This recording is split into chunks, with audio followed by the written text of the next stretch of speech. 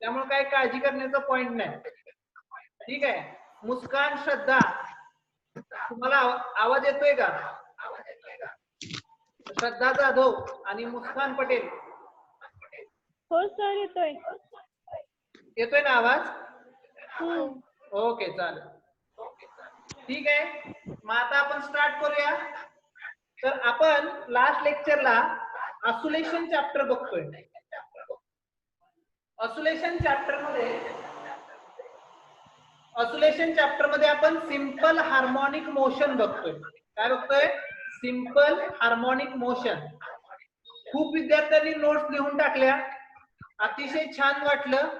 अशा नोट्स रोजच्या रोज लिहून मला व्हॉट्सअपवर शेअर करत जावा, जेणेकरून तुमच्या हाताखालून नोट्स जातील. 17 तारखेला जरी लॉकडाऊन असला तरी माझे लेक्चर कंटिन्यू राहणार आहेत. 17 तारखेपासून रोज लेक्चर होणार आहे, त्यामुळे काही काळजी करू नका. आता ऑसिलेशन चॅप्टर बद्दल आपण जरा डिटेल मध्ये बोलूया. सिंपल हार्मोनिक मोशन काय असते, नवीन विद्यार्थ्यांनी जरा थोडंसं लक्ष देऊन ऐका.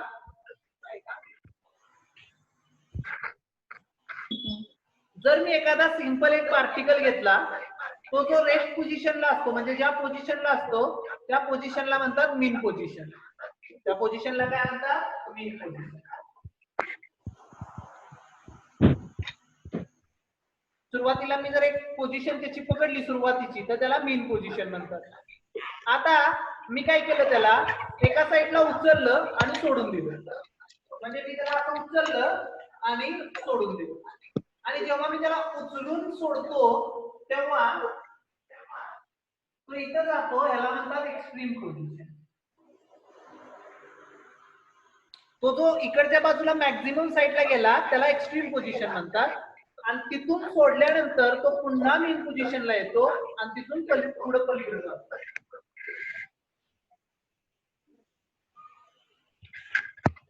म्हणजे जेव्हा तो ऑसिलेशन करतो तेव्हा त्याला 2 एक्स्ट्रीम पोझिशन असतात, ओके, आणि एक मीन पोझिशन असते.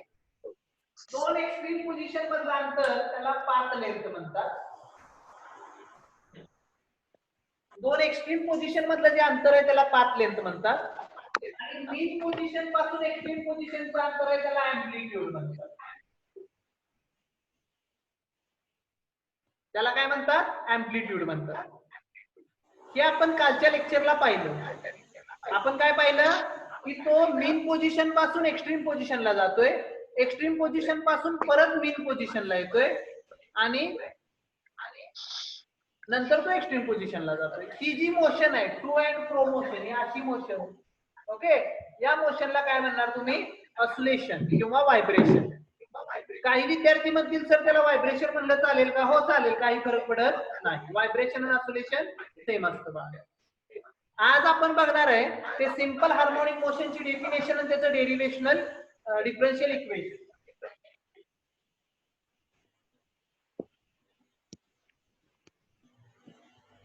जेव्हा particle simple harmonic motion perform करतो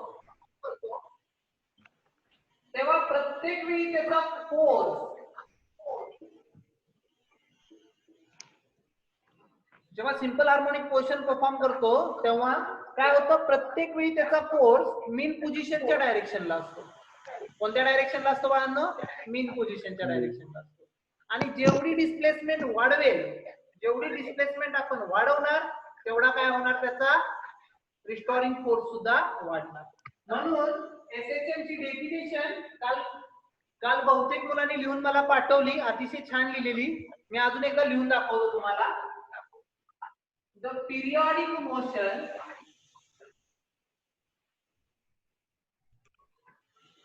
in which restoring force, बघा, the periodic motion in which restoring force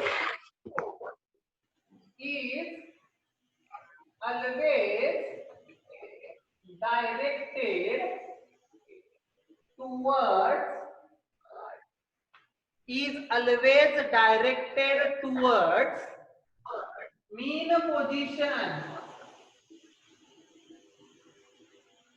underline करा वाटल्यास त्याला मीन position. magnitude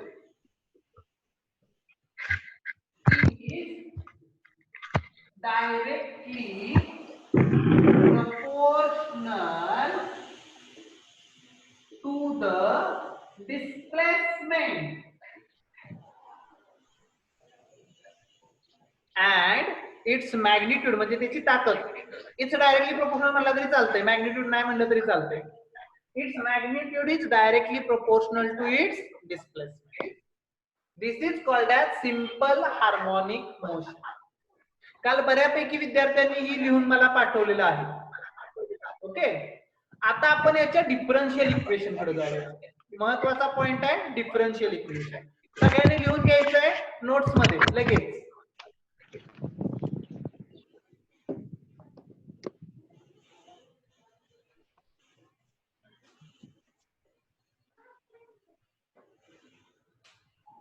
differential equation of SHM.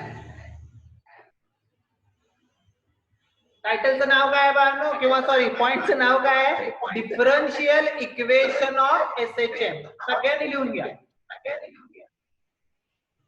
Differential equation of SHM. ठीक आहे. आता ऍक्च्युअल डेरिवेशन आपण स्टार्ट करूया. बघा, मी एक बॉडी घेतली. Consider a body which is oscillating about it's mean position. त्याच्या मीन पोझिशन भोवती ती काय करते? ऑसिलेट होती, अशी अशी राऊंड अँड राऊंड फिरते. बरोबर. मग मी कसं लिहिणार? Consider a body performing SHM. एक बॉडी घेतली, जी बॉडी काय करते? SHM परफॉर्म करते. तर आपलं डेफिनेशन काय सांगते? The magnitude of force is directly proportional to displacement. Then by definition नुसार काय होणार बाळांनो? तर F is directly proportional to -x. हे काल आपण लिहिलंय. फोर्स आहे तो कायम कुठं ओढतोय दीदी? मीन पोझिशनला. म्हणजे जर मी इकडे डिस्प्लेसमेंट केली तर तो मागं ओढणार, म्हणून चिन्ह काय घेतलं? मायनस. पहिला मुद्दा क्लिअर.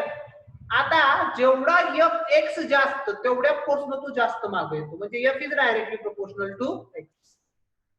ज्यांना समजत नाही त्यांनी मला व्हॉट्सअपवर लगेच विचारायचं बरं का बाळा. ठीक आहे. नाव चला, न्यूटनचा नियम काय? फोर्सचा फॉर्म्युला काय बाळा? Force is equal to mass into acceleration. फोर्सचा फॉर्म्युला सगळ्यांना माहित आहे ना? Mass into acceleration. बघा, नाव force is equal to mass into acceleration. बरोबर. त्यामुळे मी लिहिलं MA is directly proportional to -6. MA mass into acceleration ना, इज डायरेक्टली प्रोपोर्शनल टू -6. समजतंय सगळ्यांना? आता हे चिन्ह मला काढायचं आहे, मी कॉन्स्टंट घेणार. therefore MA is equal to -kx. बघा, mass into acceleration is equal to directly प्रोपोर्शनॅलिटीचं साइन काढलं तर काय घ्यावं लागतो मला? कॉन्स्टंट. मग मी इथं k कॉन्स्टंट घेतला. -kx where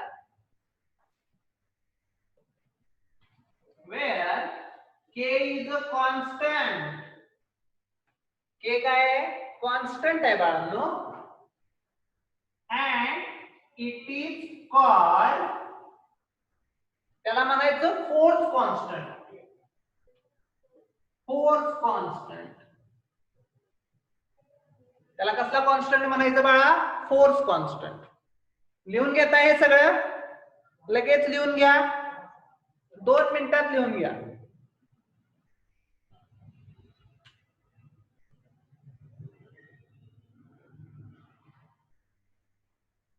मी युट्यूबला परत हे लेक्चर टाकणार आहे, त्यामुळे काही काळजी करू नका.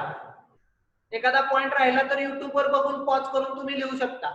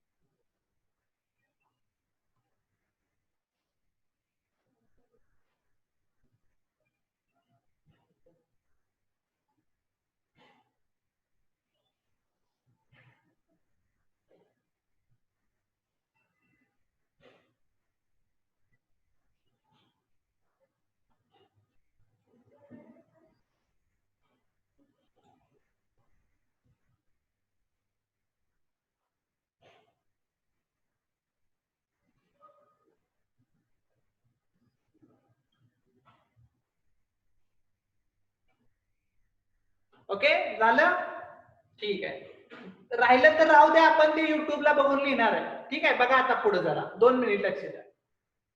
बट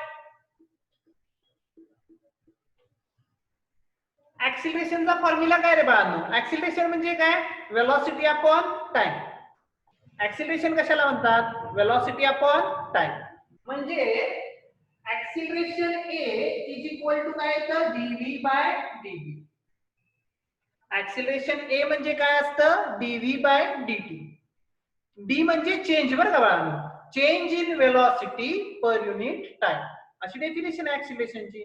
चेंज इन वेलॉसिटी, म्हणून आपण काय करतो? डीव्ही बाय डीटी असं.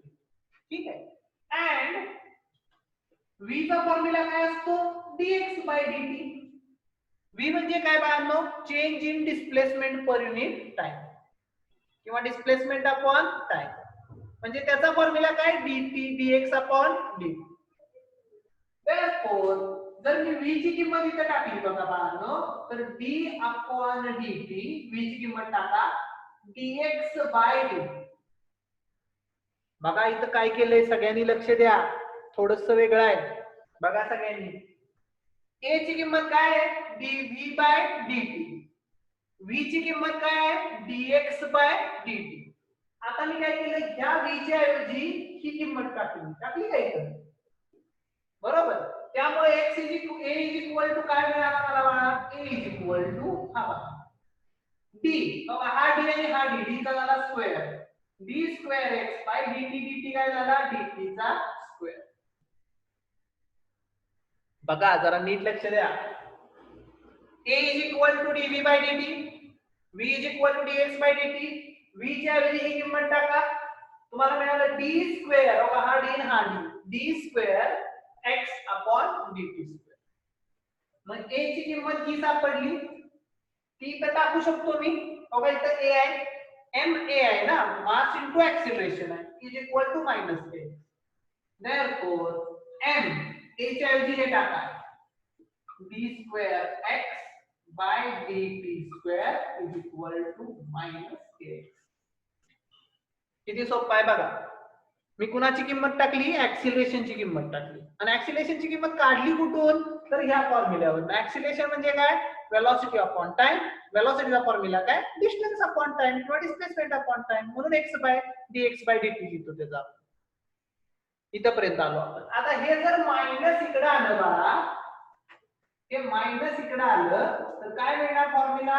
n हे आहे असं d स्क्वेअर x. किंवा असं एक काम करूया, हा m पलीकडे टाकूया, हा m टाकूया पलीकडे, मल्टिप्लायचा काय होणार? डिवाइड.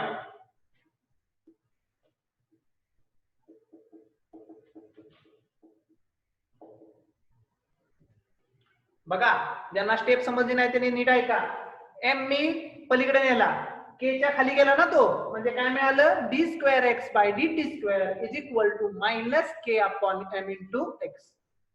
पुन्हा बघा बाळांनो, मायनस चिन्ह काय आहे? हे दोन्ही एकमेकाला अपोजिट आहेत म्हणून मायनस चिन्ह आहे, बाकी काही रोल नाही मायनसचा, त्यामुळे त्याला घाबरू नका. मग इथं मात्र एक व्हॅल्यू पुट करायची आहे. पुट,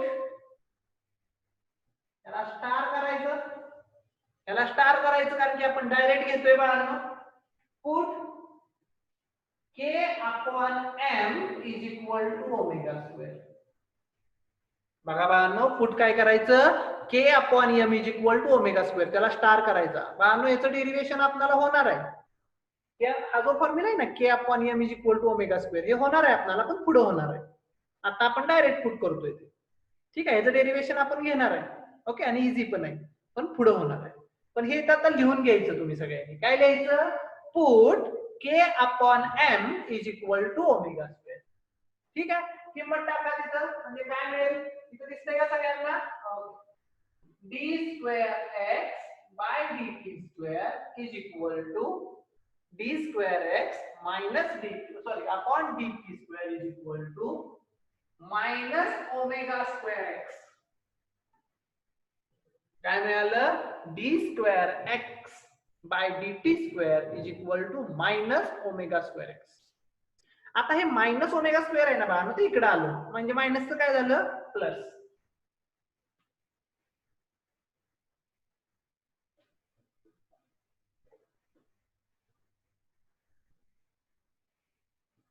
आणि हे जे इक्वेशन मिळालं बाळांनो त्याला डिफरन्शियल इक्वेशन ऑफ SHM म्हणतात. आता तुम्ही म्हणाल सर कशाला काढलंय हे, तर बाळांनो दिस इज मोस्ट इम्पॉर्टंट इक्वेशन. याच्यावर आपल्याला 3 डेरिव्हेशन लिहायचे आहेत पुढची. आपल्याला याच्यावर वेलॉसिटी काढायची आहे, ऍक्सिलरेशन काढायचं आहे आणि डिस्प्लेसमेंट काढायचे. आणि तुम्ही कुठलाही पेपर घेऊन बघा आतापर्यंतचा, कुठलाही जुना उगी उघडा, मी सांगतोय म्हणून उघडा, 2012 पासून 2020 पर्यंत कुठलाही क्वेश्चन पेपर उघडून बघा, ह्यातलं एक तरी डेरिव्हेशन असतंच पेपर. म्हणून हा इम्पॉर्टंट. मागच्या वर्षी हेच विचारलेलं 3 मार्काला. हे जे डेरिव्हेशन आहे ना ते 3 मार्कला विचारलेलं आता 2020च्या एक्झामला. इझी आहे का नाही? बऱ्यापैकी समजलं सगळ्यांना? मी पुन्हा एकदा रिवाइज करतो. F is equal to -x.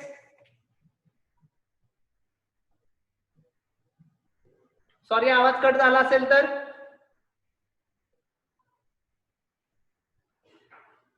Hello Aniket, आवाज येतोय का रे? ओके, मध्ये थोडा आवाज कट झाला असेल तर sorry. F is equal to -x असतं. F is directly proportional to -x असतं. त्यामुळे F चा फॉर्म्युला घेतो मास into acceleration. ma is directly proportional to -x. ma is equal to -kx. Directly प्रोपोर्शनॅलिटीचा साइन काढला आणि k घेतला मी. सिंपल आहे ना बाळांनो? मग मी काढलं कोणाचा फॉर्म्युला? ऍक्सिलरेशनचा फॉर्म्युला काढला, बरोबर. a is equal to ऍक्सिलरेशनचा फॉर्म्युला काढला, तो किंमत टाकली ऍक्सिलरेशनची. इथं मात्र हे पुट केलं बाळांनो, ह्याला स्टार करायचा, हे विसरायचं नाही. k upon m is equal to काय m काय असतं? Omega square. ओमेगा म्हणजे अँग्युलर वेलॉसिटी. ओमेगा म्हणजे काय? Angular velocity. लक्षात राहत नसेल तर मेघाला हाक मारायची, ओमेगा, लगेच लक्षात राहते. ठीक आहे, तर omega R square, omega X square. ठीक आहे, आता हे सगळं लिहून घ्या सगळ्यांनी पटकन, लगेच राईट डाऊन करून घ्या. साहिल झोप आली काय? आवाज येतोय ना बाळा? हा ठीक आहे, लिहून घे पटकन. राज, राज भोसले,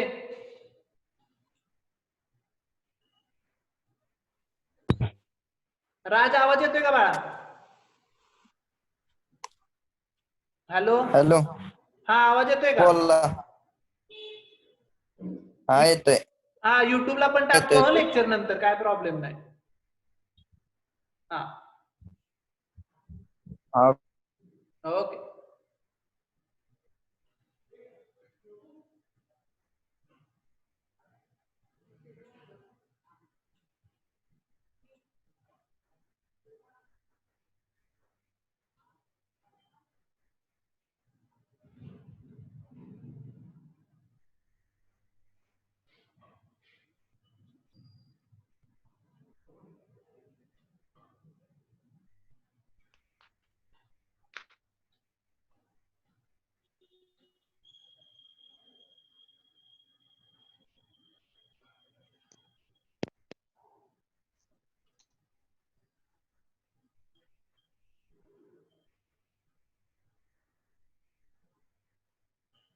अंजली समजते का? ओके.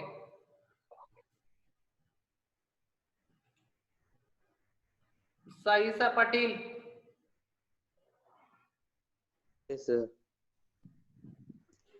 साई येते का लक्षात बाळा? हो हो येत. सुनील सारखा ऑफलाईन जातोय बघ, त्याला तेवढं सांगा कसा माईक कनेक्ट करायचा ते उद्या.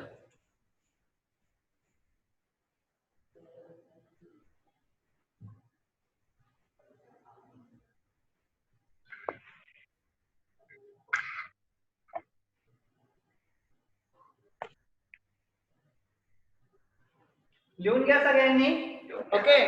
आणि मग आता आपण एक डेरिव्हेशन पुढचं घेऊया छोटस आणि मग थांबू आज. तुम्ही म्हणाल सर आता 17 तारखेला लॉकडाऊन आहे, मग कसं लेक्चर? तर मी लेक्चर थांबवणार नाही, मी कंटिन्यू लेक्चर घेणार आहे. रोज लेक्चर होणार आपलं. आणि त्याचबरोबर केमिस्ट्री बायो पण मी मॅक्झिमम ट्राय करणार आहे. लॉकडाऊन मुळे थोडा त्रास होईल, पण होतील त्यांचे सुद्धा मॅक्झिमम ट्राय करतोय.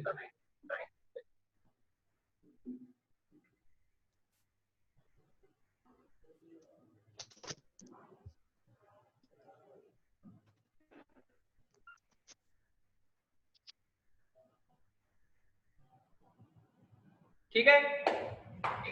ओके, आता इथून पुढे आपल्याला हे सगळं बघायचं नाही. आता कायम आपल्या लक्षात हा फॉर्म्युला राहिला पाहिजे.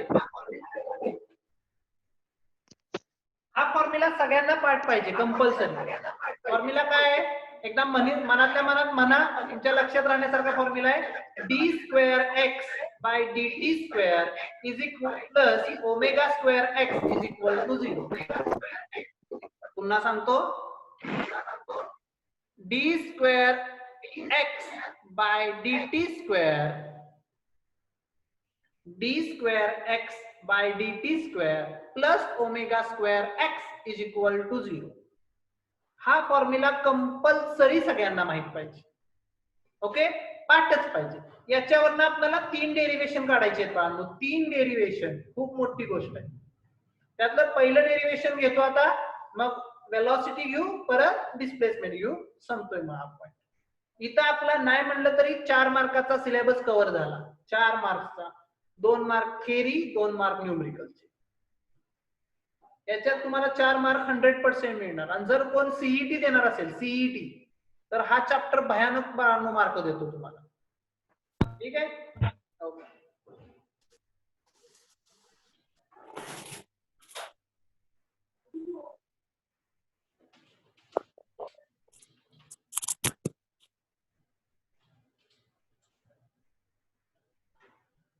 Okay, now the second derivation is acceleration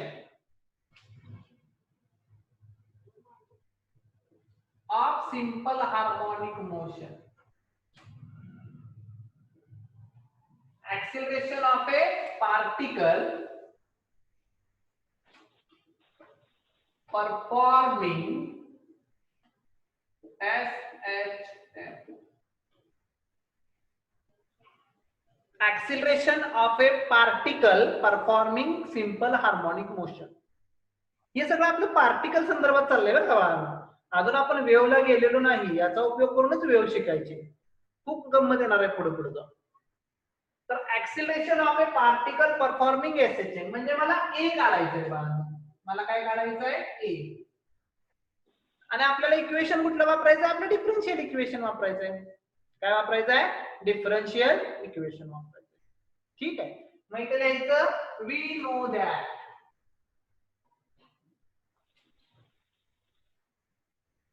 पहिलं वाक्य लिहायचं वी नो दॅट. आम्हाला सगळं माहित असतं. आम्ही लय हुशार आहे. आम्हाला सगळं माहित असतं. ठीक आहे. We know that the differential equation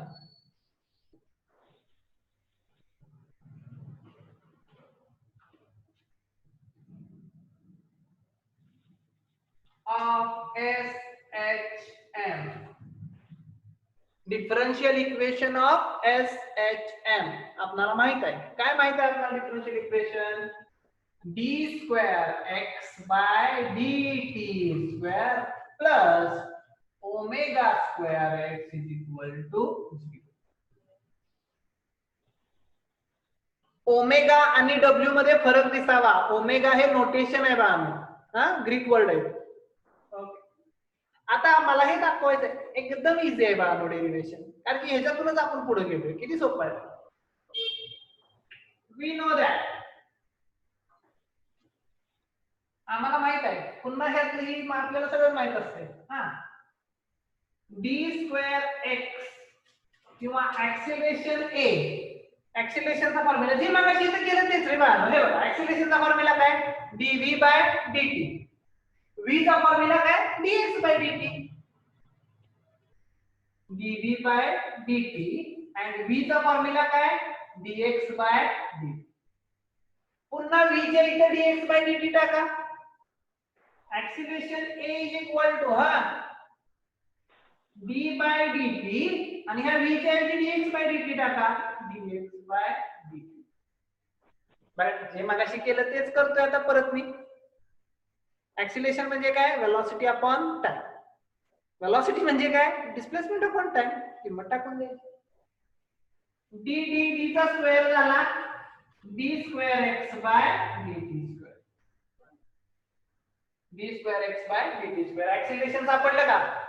आता इथं बघा तुमच्या किंमत आहे का, तीच किंमत इथं आल्या, म्हणजे याच्या ऐवजी हे लिहू शकतो का नाही मी, याच्या ऐवजी हे लिहू शकतो मी, आणि तेच तर मला काढायचं आहे.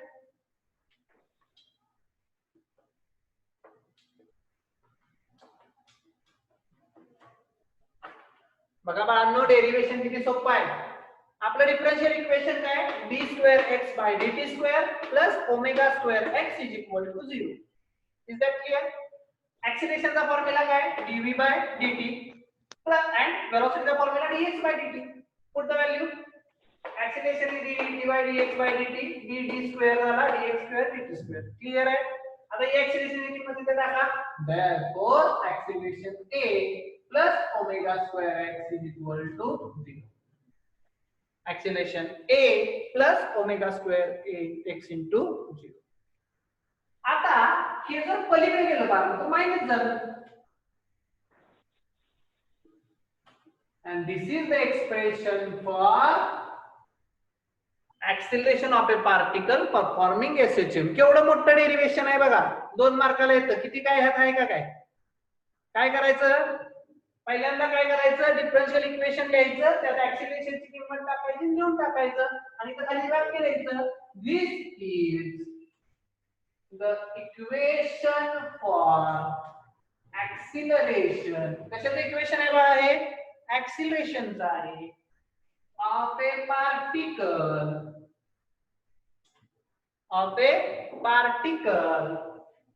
परफॉर्मिंग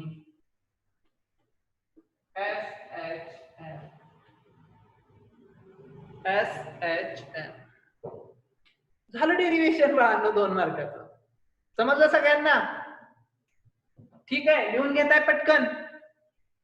जर कोणाला समजलं नसेल, श्रेयस, साई, साहिल, श्रद्धा, राज, मुस्कान, जुनेद समजलं नसेल तर लगेच विचारा.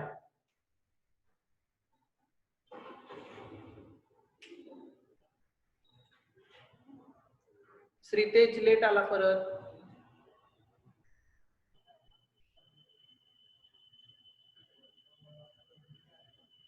अंजली सोपं आहे का? एकदम इझी आहे ते डेरिव्हेशन, आणि मार्क पण खूप देतात आपल्याला. आता ह्याच्यासारखीच वेलॉसिटी काढायची, परत डिस्प्लेसमेंट काढायची, आणि याचीच एक अल्टरनेटिव्ह मेथड आहे, ती पण मी शिकवतो तुम्हाला, म्हणजे दुसऱ्या पद्धतीने पण काढता येतं हे सगळं. देवेन लिहितोयस ना? देवेन हो लिहितोय. लोकल लिह. मला फोटो पाठवायचे आहेत सगळ्यांनी.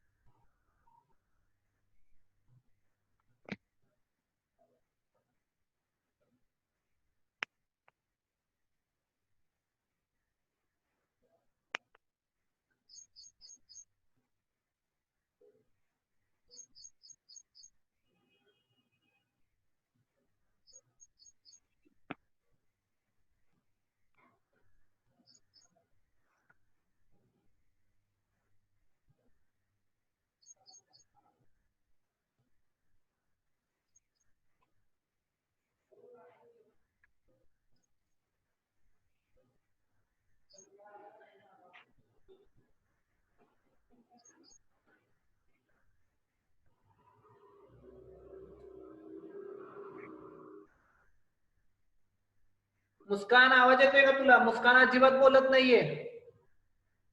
हो सर येते की. येतोय ना? बर बर छान. नोट्स लिही बर का? हो लिहिते की. हा चालेल. सर कालच फोटो पाठवलेत तुम्हाला. हा पाठवले की, मिळाले मला. छान लिहिलेले.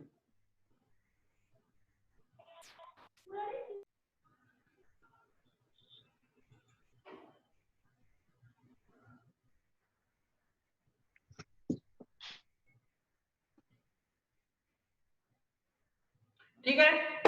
आता हे झालं स्टेट बोर्ड. स्टेट बोर्ड संपलं म्हणजे ह्या पॉईंट स्टेट बोर्डच्या संदर्भात संपला. आता थोडंसं एनसीआरटी बघूया. म्हणजे कॉम्पिटिटिव्ह एक्झामला कसे क्वेश्चन येतात, कशा पद्धतीनं सोपं असून पण आपल्याला अवघड वाटतं, हे थोडंसं डिस्कस करूया अबाउट दिस डेरिव्हेशन. बघा सगळ्यांनी, एखाद्या वेळी तुम्हाला ऑब्जेक्टिव्हला येतं की the maximum acceleration of the particle is something किंवा minimum acceleration of particle is something and the velocity is maximum at this point is something, असं काहीतरी येतं आणि त्याचा रेशो काढायला विचारतात आणि ओमेगा काढायला विचारतात. काय मुलं भयानक कन्फ्युज होतात. तर बाळांनो, आधी हा पॉइंट समजून घेऊया, कधी ऍक्सिलरेशन मॅक्झिमम असणार आहे आणि कधी मिनिमम असणार आहे. एवढं जरी आपल्या लक्षात राहील आणि त्याचा फॉर्म्युला लक्षात राहिला ना, बस खतम काम बाळा. त्याचा फॉर्म्युला लक्षात राहिला ना आणि त्याची जर थिअरी कळली तुम्हाला, तुम्ही कुठलीही कॉम्पिटिटिव्ह एक्झामचा प्रॉब्लेम सोडवू शकता ऑन दिस फेनॉमेनॉन. तर आपण इथं जरा 2 मिनिटात बघूया काय आहे विषय.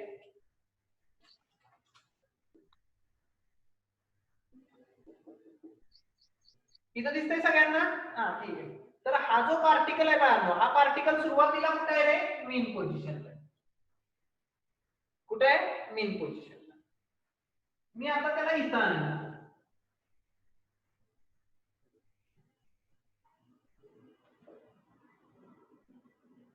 ठीक आहे. मी तो उचलून धरला नंतर सोडून दिला. ठीक आहे. आता मी विचारेल त्याने आन्सर सांगा जरा. पहिला आन्सर देवेन सांगेल. देवेन, हॅलो देवेन.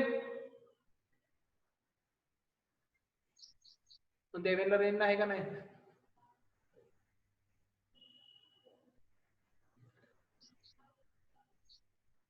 अनिकेत, अनिकेत अनम्यूट कर रे स्वतःला जरा. बोला सर. हा अनिकेत, मला सांग, तू जर इथून ही बॉडी ठीक आहे, तर याची वेलॉसिटी मीन पोझिशनला जास्त असणार आहे का एक्स्ट्रीम पोझिशनला जास्त असणार आहे वेलॉसिटी?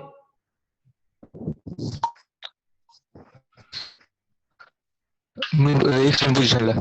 बघ इथं आणलंस, इथं 0 आहे, तिथनं तू सोडलंस, बॉडी इथे येणार, परत इथे जाणार, इथं आल्यावर परत थांबणार. मग कुठे वेलॉसिटी जास्त असणार बाळा त्याची? मेन पोझिशनला. Very good. कुठे जास्त असणार? मीन पोझिशनला. सगळ्यांनी लक्षात ठेवा, वेलॉसिटी कुठे जास्त असते बाळा? मीन पोझिशनला जास्त असते. आणि जेव्हा तो पार्टिकल इथून स्टार्ट होतोय, नीट बघा, इथून स्टार्ट होतोय, त्याची वेलॉसिटी 0 आहे, इथं मॅक्सिमम आहे आणि इथं अगेन 0 आहे वेलॉसिटी. म्हणजे ऍक्सिलरेशन बाळांनो काय होतं? इथं जास्त असतं, इथं 0 असतं आणि इथं जास्त असतं. बघा मी काय म्हणतोय, वेलॉसिटी मीन पोझिशनला जास्त आणि ऍक्सिलरेशन एक्स्ट्रीम पोझिशनला जास्त, कारण की तिथून तो जोरात येणार ना खाली. साई, साई जरा अनम्यूट कर रे स्वतःला. हॅलो हा साई, एक्स्ट्रीम पोझिशन पासून बॉडी आली खाली, बरोबर आहे का? हा. मीन पोझिशनला त्याची वेलॉसिटी लय आहे, परत वेलॉसिटी कमी होते ना बाळा? होणार की वेलॉसिटी कमी होते, म्हणजे एक्स्ट्रीम पोझिशनला काय आहे, त्याची ऍक्सिलरेशन सगळ्यात जास्त आहे. मग हे जास्त. घ्यायचं आपण बाळा. नोट एनसीआरटी नोट आहे का बाळा?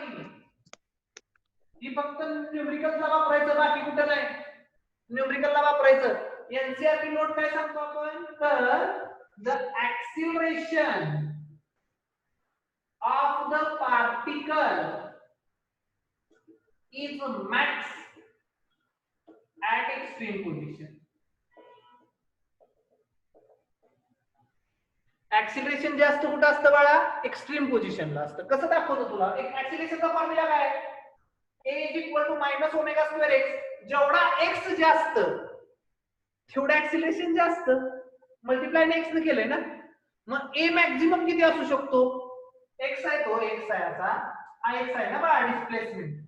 की जास्तीत जास्त किती असू शकते? आपण अँप्लिट्यूडची डेफिनेशन काय लिहिल्या? The maximum displacement of the particle. म्हणजे अँप्लिट्यूडला त्याची मॅक्झिमम डिस्प्लेसमेंट असते ना, म्हणजे ऍक्सिलरेशन पण तिथं काय असतं बाळा? जास्त असतं. At extreme position therefore a max चा फॉर्म्युला काय येणार?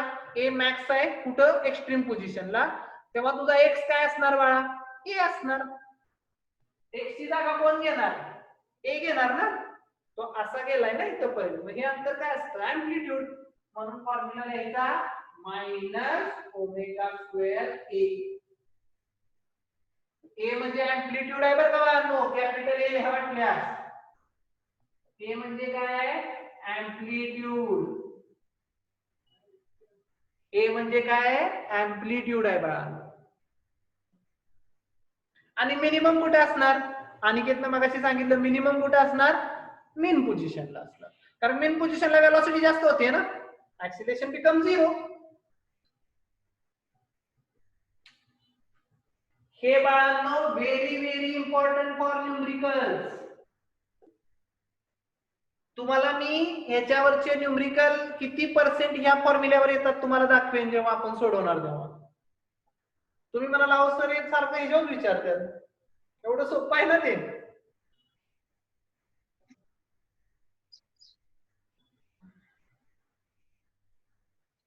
आणि मीन पोझिशनला किती असते? हे मिनिमम किती असतं? 0. कारण x ची किंमत 0 होणार ना. मीन पोझिशनला किती असणार? 0च असणार. त्यामुळे हे मिनिमम 0 असतो.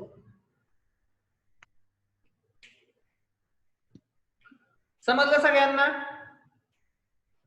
काही विद्यार्थी डिस्कनेक्ट झाले, परत कनेक्ट झाले.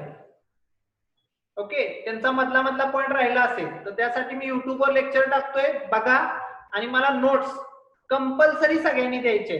काल मला काही विद्यार्थ्यांच्या नोट्स आल्या नाहीत, तर त्यांनी प्लीज नोट्स पाठवा. मला समजलं पाहिजे की तुम्ही लिहिताय घरी. ठीक आहे. आपण नेक्स्ट लेक्चरला वेलॉसिटी घेणार, असेच आपण काढणार, त्याची एनसीईआरटी नोट पण लिहिणार, नंतर डिस्प्लेसमेंट काढणार. त्याचं तर डेरिव्हेशन खूप छान आहे बाळा. आणि मग अल्टरनेटिंग मेथड. मग हा चॅप्टर निम्मा संपतोय बाळा, निम्मा. मग थोडा पुढे थोडा फारच राहतोय, जास्त नाही. म्हणजे मोठे मोठे डेरिव्हेशन 2च आहेत. ठीक आहे, चालेल. असेच लेक्चर सगळ्यांनी अटेंड करा. काय प्रॉब्लेम असेल तर व्हॉट्सअपला टाका लगेच. आता लगेच टाकलं तरी चालेल. हा हे समजलं नाही, ते समजलं नाही, म्हणजे मला एक्सप्लेन करता येईल. बाय.